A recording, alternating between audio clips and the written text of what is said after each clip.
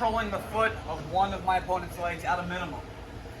Because if I don't do that, he can get up. This way, it's very hard for him to get up. All right. It's also much easier now for me to beat his other leg and step inside here.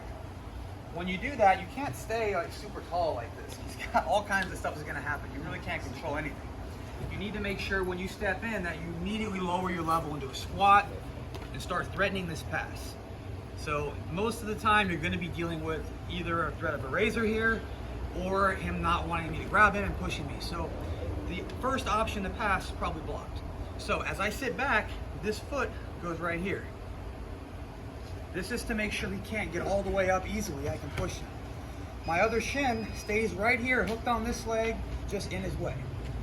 So now I want you guys to all understand, if he turns the wrong way, even a little bit, he exposes his heel super easy for me.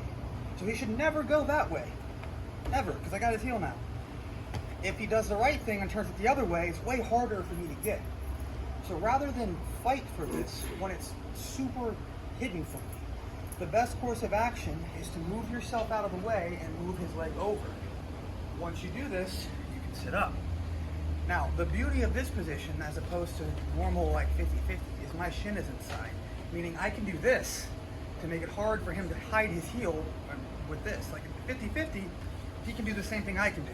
His outside leg stops me. In this spot, while it might seem looser, being able to manipulate him like this gives me a better shot at this inside heel hook. All right, so this is number 2. But what I want to do is go through a flow from this. So I tried for the first one, he hit his heel perfectly, I moved it over. The same thing, now that it's over here, if he does the opposite and hides his heel this way, it's really hard for me to get. All right, it's the same thing on the other way. So what should I do? I should move myself out of the way and move his leg over. Now, this is the finishing position because he can't do that again. He's not going to be able to hide his heel now because my whole body's turned this way. So this is usually in game. With your legs here, typically what's important is you don't lose the knee line. If that happens, he's probably just going to get out. So using your hands to control the knee there is the important part. So the whole thing from the beginning, all right, I'm here, I step in, nice and close, get a hold of him. When he threatens anything, I sit to here. Each time you do this, I want you to feel him do it wrong, so you get a look at this. So he's exposing his heel, cool. Boom. He does it right, his heel's hidden, I move it over, okay?